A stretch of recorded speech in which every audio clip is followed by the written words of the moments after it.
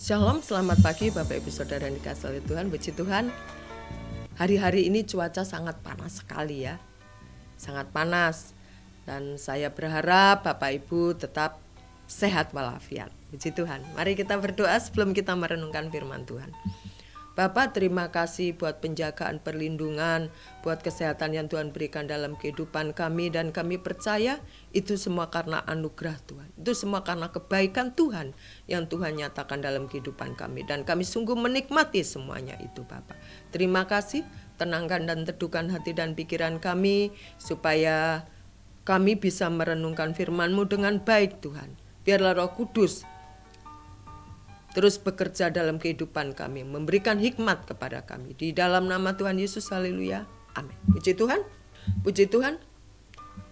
Bapak Ibu Saudara yang dikasihi oleh Tuhan, pada pagi hari ini bacaan kita terambil di dalam kitab Keluaran. Kitab Keluaran 14, ayat 1 sampai ke 4. Puji Tuhan, saya akan membacanya perlahan-lahan. Dan pada pagi hari ini saya akan memberikan judul yaitu Muliakan Tuhan. Puji Tuhan. Berfirmanlah Tuhan kepada Musa demikian. Katakanlah kepada orang Israel supaya mereka balik kembali dan berkemah di depan Pi-hahirot antara Migdol dan laut. Tepat di depan Baal Zephon, berkemahlah kamu di tepi laut. Maka Fir'aun akan berkata tentang orang Israel, mereka telah sesat di negeri ini. Padang gurun telah menggulung mereka. Aku akan mengeraskan hati Fir'aun sehingga ia mengejar mereka, dan terhadap Fir'aun dan seluruh pasukannya aku akan menyatakan kemuliaanku, sehingga orang Mesir mengetahui bahwa akulah Tuhan. Lalu mereka berbuat demikian. Puji Tuhan.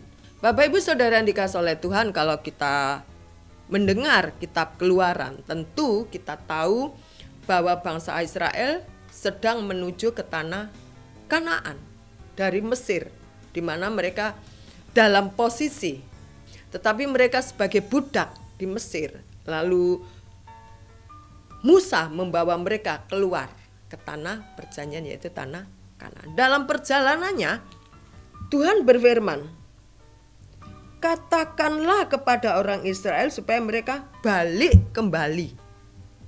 Ya, kenapa balik kembali? Kita akan menemukan jawabannya. Dan berkemahlah di depan Pi-hahirot antara Migdol dan laut. Tepat di depan Baal Zephon, berkemahlah kamu di tepi laut. Bapak Ibu Saudara yang dikasihi oleh Tuhan, kalau kita berkemah, tentu yang suka berkemah, kita mau berkemah di gunung, di hamparan laut, di hamparan tanah yang indah, yang sejuk. Mungkin Bapak Ibu waktu SMA pernah berkemah ya, saya pernah berkemah. Kita cari tempat yang adem, kita cari tempat yang aman, kita cari tempat yang sejuk. Tetapi yang kita dapati di dalam kitab Keluaran ini, orang-orang Israel ini berkemah di tepi laut. Kalau kita berkemah di tepi laut, siang pasti panas. Tetapi bukan tidak ada alasan kenapa Tuhan menyuruh orang-orang Israel untuk mereka berkemah di tepi laut. Kita lanjutkan lagi. Maka Fir'aun akan berkata tentang orang Israel, mereka telah sesat. Waktu Fir'aun melihat bahwa orang-orang Israel itu berkemah di tepi laut, pola pikir Fir'aun, wah, yang mereka lakukan salah. Mereka salah karena mereka berkemah di tepi laut. Hal yang salah telah dilakukan oleh orang Israel. Padang gurun telah mengurung mereka karena di tepi laut, hamparan tanah yang tandus. Kalau kita ada dalam pengejaran, ya lalu kita berkemah di tepi laut, lalu kita sekeliling kita hamparan gurun, pasti musuh cepat mendapati kita. Musuh secepatnya menangkap kita. Karena bisa dilihat kan, oh dia ada di sana. Aku akan mengeraskan hati Fir'aun sehingga ia mengejar mereka, firman Tuhan.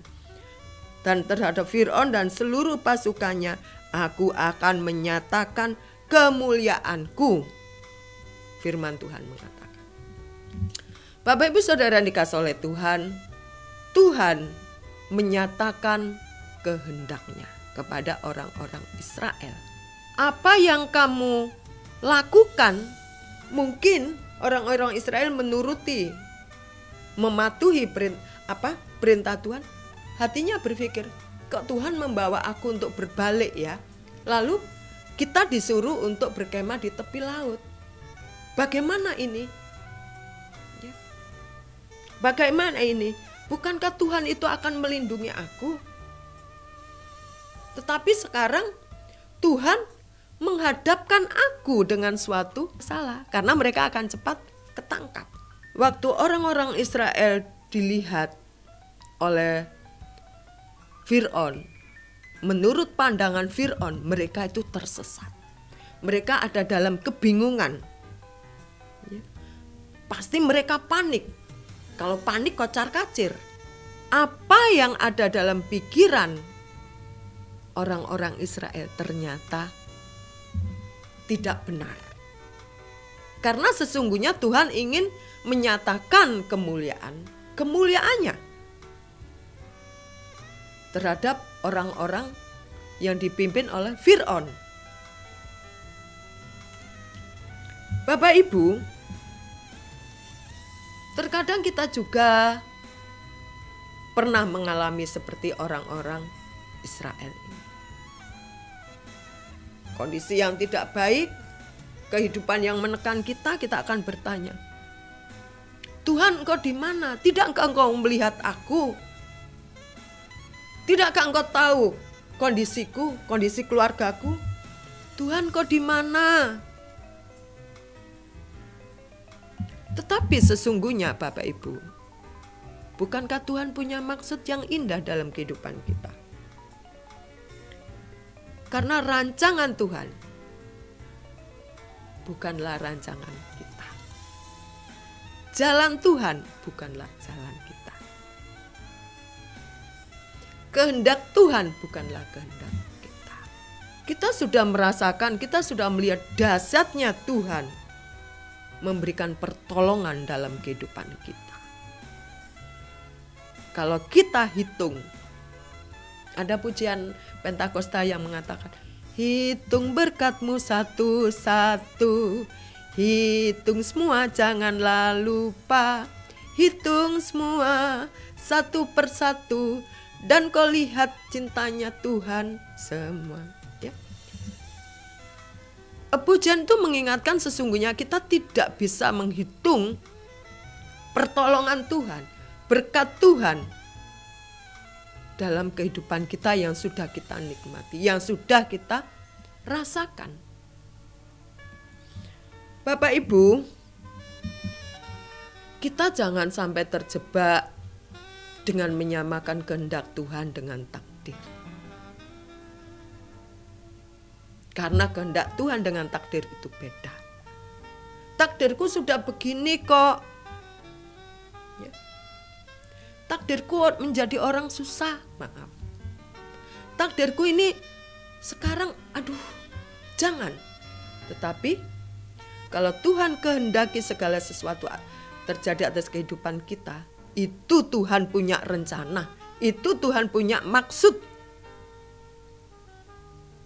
Kita melihat, kita belajar dari perjalanan orang-orang Israel yang dipimpin oleh Musa.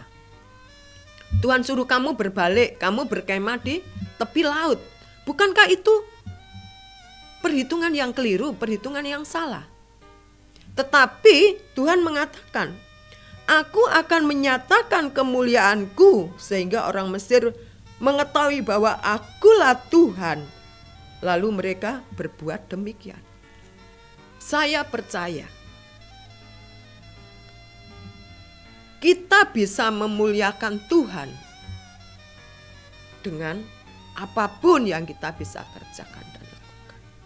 Mungkin kita dalam kondisi yang tidak baik, tetapi kita bisa berdoa. Mungkin pikiran kita lagi kacau, tetapi kita bisa memuji Tuhan. Hati kita lagi suntuk, tapi kita bisa menyembah Tuhan. Bukankah itu memuliakan Tuhan? Bukankah itu meninggikan Tuhan? Tidak harus kita mempunyai pengalaman seperti Israel dulu baru Tuhan menyatakan kemuliaannya dalam kehidupan kita. Tetapi apa yang terjadi setiap hari dalam kehidupan kita? Kita jalani dengan sukacita. Kita lewati dengan sukacita. Kita sudah memuliakan Tuhan. Kita tidak perlu muluk-muluk. Ya, setiap hari yang kita jalani. Sehingga Tuhan menyatakan sama seperti Tuhan menyatakan terhadap orang Israel, begitu juga Tuhan akan menyatakan dalam kehidupan kita sekalian. Aku akan menyatakan kemuliaanku. Amin Bapak Ibu.